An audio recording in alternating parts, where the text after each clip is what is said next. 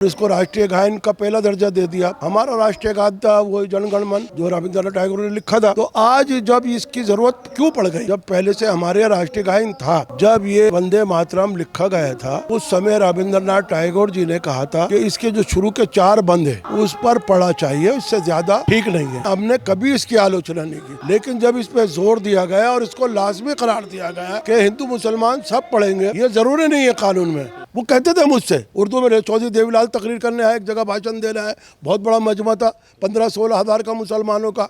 उनका सेक्रेटरी मेरे पास आया चौधरी देवीलाल का, जब वो डिप्टी प्राइम मिनिस्टर थे। मैंने बड़े बड़े अक्षरों में नाम लिख के दिया उर्दू में, वो पढ़ा उन्होंने। ये देखिए ना, ये खूबसूरती है हमारे मुल्क की।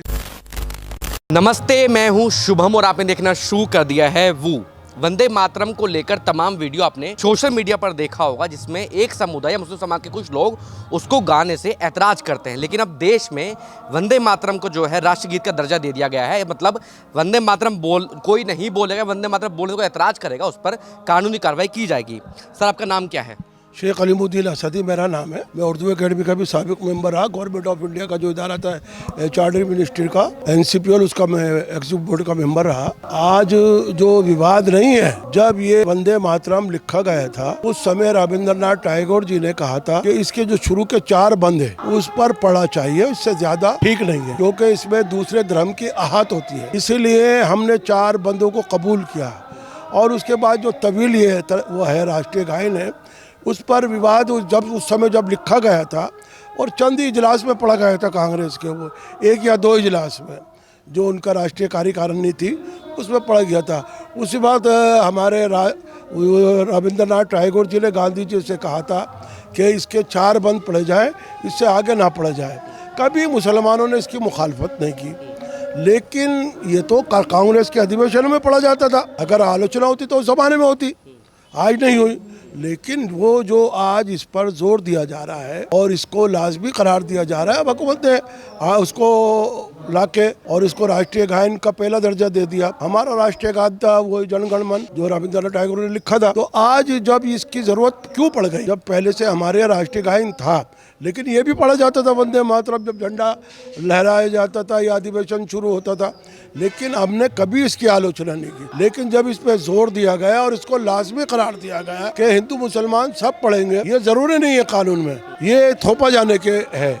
हम कभी ने भी मुसलमानों ने इसका एतराज नहीं किया 4 बंदों पे, और आज भी नहीं करते। हम आज भी यहाँ वंदना हुई है, वंदे मातरम का पढ़ा गया है। जिसने पढ़ा, जिसने नहीं पढ़ा। लेकिन सवाल यह है, इसकी आवश्यकता इतनी जोर दे के क्यों ज़रूरत पड़ी। आज मुल्क जो है 88वीं वर्षगांठ बना रहा है, 80वीं वर्षगांठ बना रहा है इसकी। आज मुल्क को आज़ाद हुए हुए 80 साल के करीब होने को आ रहा है, कभी विवाद नहीं हुआ। आज विवाद हो रहा है तो इस पर मैं समझता हूँ गलत है। और जहाँ तक 4 बंदों का सवाल है, वो पढ़ने को आज भी हम तैयार हैं और पढ़ते हैं। जो आपत्ति जता था, जिसमें ओवैसी ने भी आपत्ति जताई है। देखिए, ओवैसी से हमें लेना देना नहीं। हमारे जो वह है कायद है हिंदुस्तान के, जो सर्वोच्च नेता है हमारे सबसे बड़े, महात्मा गांधी, पंडित जवाहरलाल नेहरू और नेताजी सुभाष चंद्र बोस, मौलाना आज़ाद, अब हम उनकी जो है नक्शे कदम पर चलते हैं। उन्होंने जिस तरह हमें जो आदेश दिया, जो हमको काम करने के लिए दिया, उस पर हम आज भी तैयार हैं। नेताजी सुभाष चंद्र बोस ने हो, चाहे पंडित जी हो, चाहे गांधी जी हो, मौलाना आज़ाद हो, हजरत मोहानी हो, और हमारे राष्ट्रीय नेता हैं, उन्होंने कभी नहीं कहा मौलाना मोहम्मद अली जौहर है। हम कहते हैं ऐसे विवादित चीज़ पर विराम लगना चाहिए जो हिंदुस्तान के हित में ना हो, भारत के हित में ना हो। ये जो हमारा मुल्क है, ये डेमोक्रेसी पर यकीन करता है। हमारे यहाँ स्वतंत्रता है, हमारे यहाँ आज़ादी, हमारे यहाँ सेकुलरिज्म है। हिंदू, मुस्लिम, सिख, ईसाई, पारसी, बुद्ध, दलित समाज सब बराबर का दर्जा रखते हैं, कभी छूत छात नहीं हुई। गांधी जी ने जब सत्याग्रह शुरू किया, उसके अंदर हर प्रांत के लोग शामिल थे। अब हर घर झंडा, हर घर तिरंगा, ये आज की बात नहीं है। 1942 में भी था, झंडा लहराया जाता था। जब 1942 में 9 अगस्त को भारत छोड़ो का नारा दिया गया, उस समय से हर घर पर झंडा रखता है, हम लोग लगाते हैं। हमारी आयु 71 वर्ष हो चुकी है। आज भी मेरे घर पर जाइए, झंडा लगा हुआ मिलेगा आपको। 12 महीने झंडा लगाते हम। 2 अक्टूबर को भी झंडा लहराते हैं, 30 जनवरी को भी झंडा लहराते हैं, 26 जनवरी को भी लहराते हैं, 9 अगस्त को भी लहराते हैं और 15 अगस्त को भी लहराते हैं। और जब भी हमारे यहाँ राष्ट्रीय कोई प्रोग्राम होता है, हम झंडे की शान को आगे बढ़ाते हुए सबसे आगे होते हैं। इसमें विवाद की कोई बात नहीं है। आज का जो माहौल है, अगर आज के माहौल को आप तो तमाम चीज़ें देख रहे होंगे सोशल मीडिया पे जो आती है, जो मुसलमान कहते हैं कि हम नहीं बोलेंगे, लेकिन एक जो वर्ग है, अगर मैं हिंदू की बात करूँ तो उसको गलत निगाह से देखने लगता है वो फिर। नहीं, ये सोच है उनकी। देखिए, हमारे यहाँ धर्मनिरपेक्ष भारत है, सबको आज़ादी है अपने धर्म की जो है वो पाबंदी करे।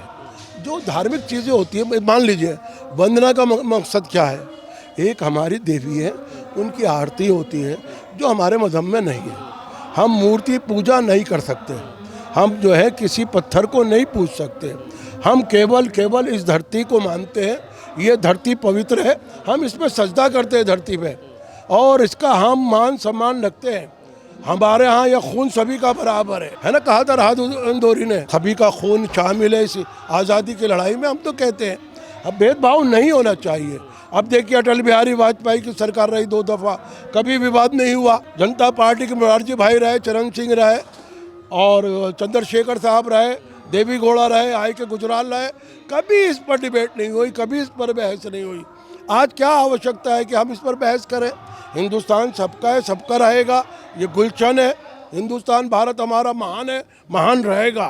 कोई इस पर आँच नहीं आने देंगे हम, ना इसकी अवमानना करने देंगे किसी को हम। लेकिन देशभक्ति का जो प्रमाण पत्र है आजकल वो सरकार डिसाइड कर रही है। देखिए, देशभक्ति का सर्टिफिकेट, देशभक्ति की जो लाइन है वो गांधी जी खींच गए, नेताजी सुभाष चंद्र बोस खींच गए और सबसे बड़े हमारे जो है जिन्होंने संविधान लिखा है हिंदुस्तान का, बाबा साहब भीमराव अम्बेडकर ने जब एक संविधान लिखकर ये आज़ादी दे दी हमको कि सबको बराबर का जीने का, जीवित रहने का हक है और सबका हिंदुस्तान है, तो इसमें नए बातें आने के बाद क्यों आप कोशिश कर रहे हैं? हम तो चाहते हैं जो हिंदुस्तान अखंड भारत था, अखंड भारत रहे, एकता रहे। जो हमारे मुल्क का टुकड़ा करने चाहते हैं हम उनसे खिलाफ लड़ें, ना कि हम आपस में भाईचारे को ख़राब करें। जो आंखें देखें हिंदुस्तान की तरफ, भारत की तरफ, उसकी आंख निकाल लेनी चाहिए हमको। इस पर होना चाहिए हमारे पर। जो सीमाओं पर हमारे बहादुर फौजी जवान लड़ रहे हैं उनकी हौसला अफजाई करें, उनके परिवारों की हम परवरिश करें। जो शहीद हो गए, जो बलिदान हो गए, आज उनके परिवारों की क्या हालत है, हमें पहले उस पर कोशिश करनी चाहिए, उनको संभालना चाहिए, उन पर विचार करना चाहिए। देखिए, राष्ट्रीय गायन है हमारा सबसे अच्छा जन गण मन, अभी उस पर भी विवाद शुरू हो गया कि भाई सिंध क्यों है उसके अंदर, सिंध पाकिस्तान का। आज सिंधी अकेडमी बनी हुई है यहाँ, कितने 100 सिंधी लेते हैं, इनको एतराज़ नहीं होगा कि हमारे जो है जय भूमि का नाम, जन्मभूमि का नाम निकाल दिया जाए? ये सब बकवास है, ऐसी चीज़ें नहीं होना चाहिए। हिंदुस्तान की उन्नति की, तरक्की की, कैसे हिंदुस्तान हमारा तरक्की करे, कैसे महान बने, कैसे हम अमेरिका और रूस और चीन से आगे निकले, उस पर बातचीत होनी चाहिए। यह देश हमारा बड़ा महान है, यहाँ लाखों लोगों ने कुर्बानियाँ दी हैं। हम ये नहीं कहते हमने कुर्बानियाँ दी है, इसमें सभी का खून शामिल है, चाहे वो हिंदू हो, मुसलमान हो, सिख हो, ईसाई हो, दलित हो, पारसी हो, सभी का खून शामिल है। जब तो ये गुलदस्ता हमारा गुलशन बना हुआ है। हम इस गुलशन को, गुलदस्ते को तबाह नहीं करना चाहते, हम बनाना चाहते हैं और नए किस्म के फूल लगाना चाहते हैं और उन्नति करना चाहते हैं। ये कैसे गुलदस्ता और बड़ा बने और कैसे ये इसके फलदार दरख्त हो, कैसे हमारी उन्नति हो, कैसे हमारे नौजवान एजुकेशन की जाए। भी ये सब कर रही है, आपको लगता है कि ध्यान भटकाने के लिए कर रही है कहीं ना कहीं? ऐसे मुद्दों पर बातचीत करना, ऐसे मुद्दों को संसद में बहस ना करना, राष्ट्रपति पारित करवा देना। देखिए, बहुत अच्छी बात कही आपने। अब देखिए, हिंदुस्तान के परिवहन मंत्री हैं, उनकी बोली अलग है। किरण रिजिजू है, वो एक साथ नहीं है हुकूमत के, देख रहे हैं ना, अब वो अलग बोलते हैं। और उनसे सैकड़ों और नेता हैं जो साउथ के, वो साउथ की बात करते हैं। हम कहते हैं अखंड भारत की बात कब होगी? अखंड भारत की बात कीजिए आप, भारत को उन्नति दीजिए, तरक्की दीजिए। ये प्रांत प्रांत के जो लोग अपनी अपनी भाषा पर लड़ रहे हैं, हमारी राष्ट्रीय भाषा हिंदी है, रीजनल ज़बानें उर्दू भी है, पंजाबी भी है, सिंधी भी है और मलयालम भी है, कन्नड़ भी है। वो अपनी खूबसूरती है हमारे मुल्क की, लेकिन हमारी राष्ट्रीय भाषा हिंदी है। उसके बाद उर्दू का नाम आता है, फिर सिंधी, पंजाबी है, मलयालम है। उर्दू पर भी मैंने तमाम चीज़ें की बहस देखी है। जैसे मैं अगर मैं पुराने हिंदुओं की बात करूँ तो पुराने लोगों को उर्दू खूब आती थी। आज भी अलीगढ़ बेल्ट में अगर आप जाएंगे तमाम लोगों को उर्दू आती है। क्यों नाम ले रहे हैं आप सबसे बड़ी बात करिए पंजाब की, उसके बाद हिमाचल की बात कीजिए, उसके बाद हरियाणा की बात कीजिए। अब हमारे चौधरी देवीलाल, सदर जुमरिया शंकर दयाल शर्मा साहब, जब भी कहीं वो प्रोग्रामों में जाते थे और हम जैसे वहाँ उस प्रोग्राम में शरीक होते थे, वो उनका सेक्रेटरी मेरे पास लपक कर आता था, कहता था मियाँ साहब ज़रा उर्दू में बड़े बड़े नाम अक्षरों में लिख दीजिए, हमारे प्रेसिडेंट साहब तकरीर करेंगे। उनको हिंदी नहीं, कमज़ोर है उनकी, लेकिन उनकी मादरी ज़बान, अव्वल ज़बान उर्दू है। चौधरी देवीलाल हों, चौधरी जो है ये जो है चौधरी प्रेम सिंह हों, हमारे और ये आई के गुजराल हों, इनकी मादरी ज़बान कौन सी, मादरी ज़बान कौन सी थी? उर्दू। वो कहते थे मुझसे उर्दू में, चौधरी देवीलाल तकरीर करने आए, एक जगह भाषण देना है, बहुत बड़ा मजमा था, 15-16 हज़ार का मुसलमानों का। उनका सेक्रेटरी मेरे पास आया चौधरी देवीलाल का, जब वो डिप्टी प्राइम मिनिस्टर थे, मैंने बड़े बड़े अक्षरों में नाम लिख के दिया उर्दू में, वो पढ़ा उन्होंने। ये देखिए ना, ये खूबसूरती हमारे मुल्क की। नहीं तो उससे ना आज हमारे प्रेसिडेंट ऑफ इंडिया बने थे APJ कलाम, जो उर्दू नहीं जानते थे, मलयालम जानते थे, अंग्रेजी जानते थे। ये अहमद बने मिनिस्टर बने, फॉरेन मिनिस्टर बने। जब हम लोग HRD मिनिस्ट्री में थे, उन्होंने हमारा नाम उर्दू में लिया, उर्दू में लिखा, उर्दू में पढ़ा। तो खूबसूरती है हिंदुस्तान की, गंगा जमनी तहजीब है ये। अब गंगा जमनी तहजीब को फ़िरका परस्ती का नाम देने लगे। गंगा जमने की एक रिवायत है, यहाँ गंगा भी बहती है, जमुना भी बहती है, सरस्वती भी बहती है, यहाँ सरजू भी है। कितने नाम लूँ मैं आपसे, कभी विवाद नहीं हुआ। योगी जी विधानसभा में एक सत्र चल रहा था, तो उर्दू की बात हुई, तो योगी जी के अंदर कोई भाषा पर विवाद था, तो एक सभा के नेता बोले कि इसमें उर्दू भी शामिल कर दीजिए। तो उन्होंने कहा योगी जी ने, आप उनको कठमुल्ला बनाना चाहते हैं उर्दू पढ़वाकर। अब ये देखिए कठमुल्ला की बात, एक सम्मानित शख्सियत जो एक प्रदेश, हिंदुस्तान का सबसे बड़ा प्रदेश है, योगी जी का हम आदर सम्मान करते हैं, लेकिन योगी जी को ऐसा भाषा नहीं बोलना चाहिए। उनको पहले अपने पूर्वजों की लिखी हुई भगवत गीता, रामायण जो उर्दू में पढ़ी जाती थी, आप देखते हो लाल किले के सामने मंदिर है, जैन मंदिर, आप जाइए अभी उसके अंदर, और वहाँ के जो पुराने लोग हैं उनसे पूछिए इस मंदिर का क्या नाम है, उस मंदिर का नाम है उर्दू मंदिर। यह है गंगा जमनी तहजीब हमारी। आप इसको कैसे ख़त्म कर देंगे? आप मुसलमानों की ज़बान नहीं है उर्दू, किसकी ज़बान है फिर? ये हिंदुस्तानियों की ज़बान है। जब मुग़ल आए हिंदुस्तान में, और जब मुग़ल की ज़बान थी फ़ारसी, उनको सहारा लेना पड़ा उर्दू का। अब उन्होंने क्या करा कि भाई कैसे हम सत्ता चलाएंगे, कैसे यहाँ हम उन्नति और तरक्की करेंगे, उन्होंने उर्दू का सहारा लिया और उर्दू को राइज किया उन्होंने। अब उर्दू पढ़ने के लिए और सीखने के लिए कहाँ से लोग आए? कश्मीरी ब्राह्मण पंडित। कहाँ बात करा उनको? दरियागंज के कोने पर। क्या नाम रखा गया? कशला कश्मीरियान। और कौन लोग आए? वहाँ मुसलमान नहीं आए, सारे ब्राह्मण पंडित। सीताराम बाजार है हमारा पुरानी दिल्ली में, वो किसका है भाई? सप्रू जो हिंदुस्तान के पहले स्पीकर बने, उनकी मादरी ज़बान क्या थी? उर्दू, फारसी, संस्कृति, हिंदी नहीं जानते थे वो उसका अरबी का, फारसी का ट्रांसलेशन उर्दू में करते थे। जब से उर्दू राइज, ये तो रामलाल की ज़बान है, तो शंकर दयाल शर्मा की ज़बान है, ये तो चौधरी देवीलाल की ज़बान है, ये तो उनकी है मलिक राम की ज़बान है, दादा तारिया कैफ़ी की ज़बान है, ये तो ज़ार और खार की ज़बान है। लेकिन होगा क्या, जैसे बिल पारित हो गया, अब सज़ा का प्रावधान है उसमें, कोई भी अवहेलना करता है उसकी सज़ा मिलेगी उसको। देखिए बहुत काम है हिंदुस्तान के करने के लिए, इस पर जोर ना दिया जाए।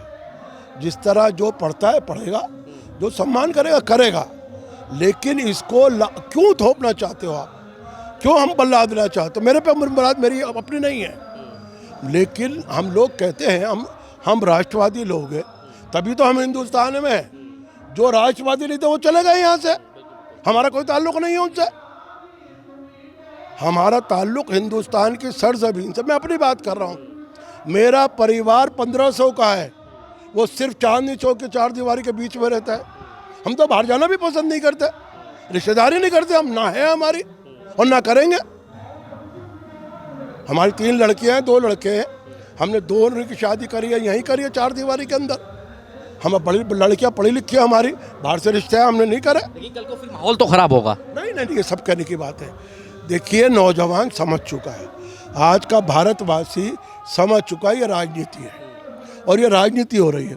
इस पर जो है हमें खुलकर बातचीत करना चाहिए। आज का नौजवान, आज का जी वो जो है जो जेन जी क्या चाहता है, आज उनको पड़ी हुई लकड़ी मिल गई है, अब जेन जी की बात करने लगे ये। कल तो उनको आतंकवादी बता रहे थे, उनको देशद्रोही बता रहे थे, आज आप उनको गले लगा रहे हैं। क्यों लगा रहे हैं? वो समझ चुका है उनको रोज़गार चाहिए, उनको अच्छी तालीम चाहिए, अच्छा इंजीनियर चाहिए, अच्छा डॉक्टर चाहिए। वो तभी बनेगा जब प्यार और मोहब्बत है। APJ कलाम कौन थे भाई? आज देखते हो जहाज उड़ रहा है, किसने बनाया सबसे पहले? देखते ना, हवाई जहाज किसने बनाया, ये शिप किसने बनाई? कभी विवाद नहीं हुआ। आप बैठना बंद कर देंगे क्या? हवाई जहाज बनाने वाला मुसलमान है, आप उसमें बैठना बंद कर देंगे? शिपिंग है वो मुसलमान ने बनाई है, बंद कर देंगे आप उसको? मिसाइल मार रहे हैं आप गैर मुल्क पे, क्या करेंगे आप? हिंदुस्तान है, इसकी खूबसूरती है। ये पेड़ देख रहे हैं ना, आप खड़े बात कर रहे हैं, यहाँ कितने पेड़ हैं, सबकी अलग अलग रंगत है, लेकिन एक दूसरे के सहारे सब ये हरे भरे हैं। अगर एक पेड़ कर दिया जाएगा तो ये झड़ने लगेगा, गिरने लगेगा। देख रहे हैं कितने तरह तरह के फूल हैं यहाँ। और सबसे बड़ी खूबसूरती क्या है यहाँ? यहाँ उर्दू एकेडमी है और यहाँ सिंधी एकेडमी है। कैसा भाईचारा है। घंटे से बैठा हूँ, पूरी देशभक्ति की बात हो रही है। बिल्कुल किसने इतराज करा? हिंदू भी है, मुसलमान भी है, सिख भी है, ईसाई भी है, कोई इतराज हुआ? यहाँ वंदना भी हो, या राष्ट्रीय गायन भी हुआ, या झंडे को सलामी भी दीजिए। देखो वंदे मातरम भी हुआ।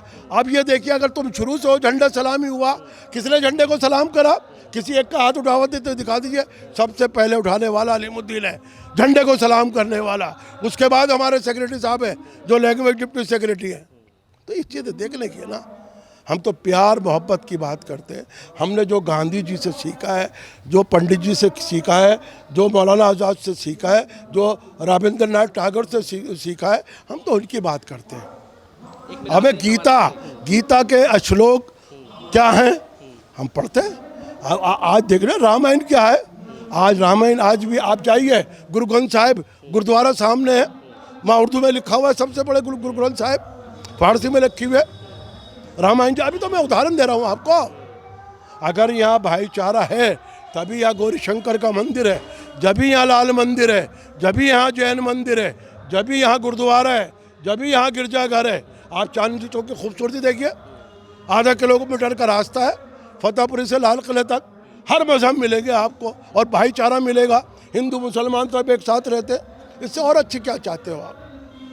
और इसको कोई तोड़ नहीं सकता। ये वक्ती बातें होती है, चंद दिनों में खत्म हो जाती है। मेरा आखिरी सवाल आपसे ये है कि जो लोग इसके सारे माहौल खराब करेंगे, चाहे वो जेनजी हो, चाहे नेता हो, चाहे कोई भी हो, उनको क्या सलाह देना चाहेंगे?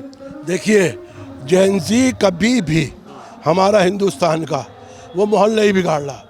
अभी आप देख रहे हो झारखंड में चल रहा है, मान लिया उन्होंने, चेयरमैन को जेल में डाल दिया, वहाँ कोई विवाद हुआ? ऐसा ही यहाँ भी आप शुरू में कर देते, जो आपको बाद में करना पड़ा। अगर पहले कर देते तो यहाँ कोई मसला नहीं होता। जैन जी कौन है? एक मुसलमान का नाम ले दीजिए जैन जी में। वो जुनैद है, वो तो खाना खिलाने आया था, वो उसका हिस्सा नहीं है। ये तो भी कार्रवाई कर रहे हैं। नहीं, देखिए कार्रवाई किस आधार पे करोगे? जब सुप्रीम कोर्ट ने उनकी जो है याचिका सुन ली और उस पर जो है आदान प्रदान होने लगा और विचार होने लगा, तो ये सबसे बड़ी जैन जी की जीत है। ये मतलब माहौल देखिए कि मुसलमान का मदद करना भी दुश्वार है आज के समय में। तो नहीं, देखिए ये चंद लोग हैं। अभी आपने देखा कावड़ यात्रा हो रही है, अभी कावड़ यात्रा में देखिए मुसलमान भी इस्तकबाल कर रहे हैं, उनका स्वागत कर रहे हैं, कोई इतराज़ नहीं है। लेकिन बीच में एक नारा लगाता हुआ आ जाता है, वो सारा भाईचारे को ख़राब कर देता है। कावड़ यात्रा चल रही है ना, कभी कोई विवाद नहीं हुआ, ना होगा। ये आज का है, ये तो सदियों पुरानी परंपरा है कावड़ लाने की। अब हिंदू भाई उसमें बुराइयां कर रहे हैं, हम तो नहीं कर रहे हैं। और वो क्यों कर रहे हैं? उनका दिमाग खराब नहीं है, वो धार्मिक काम को धार्मिक रहने देना चाहते हैं। सामने आ रहे हैं। अब तो यहाँ देखिए ना, शंकराचार्यों पर आपस में जो है लड़ाने का काम कर दिया। जो अंग्रेज़ काम करता था वो आप काम करेंगे क्या भाई? या भाईचारा बनाइए, एक दूसरे का साथ निभाइए। अगर जो कपड़ा पहने हुए हैं आप, अगर जोलाया नहीं होगा तो आप कपड़ा कैसे पहनेंगे? अगर मुसलमान मोची नहीं होगा तो जूता कैसे पहनेंगे आप? ये चीज़ें समझने की है। एक दूसरे के बगैर नहीं रह सकते। अगर कोई मुसलमान चाहे हम खाली अपना आप जी लेंगे, नहीं जी सकता। अगर कोई हिंदू चाहे हम जी लेंगे, नहीं जी। एक दूसरे का रोजगार जुड़ा हुआ है, उसको आप तोड़ नहीं, उसके बगैर रह नहीं सकते आप।